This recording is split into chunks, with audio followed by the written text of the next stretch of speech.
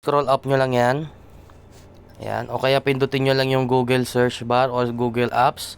And then meron kayo makikita dito mga parts na logo ng camera. Ayan. Click natin yan. And then unahin ko muna yung screenshot. So meron akong screenshot dito. So halimbawa ito. Ayan. So automatic yan. Pag kinlik nyo yan, may lalabas na select text. I-select text nyo lang. Pindutin yung select text. Ayan. Tapos copy. Ayan. Tapos i-back nyo lang.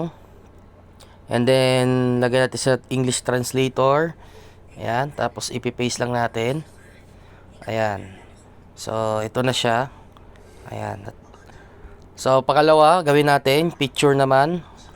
Kasi nauna na yung screenshot. Kung halimbawa picture yung dokumento, pindutin nyo lang to. Pili lang kayo dito. Ayan.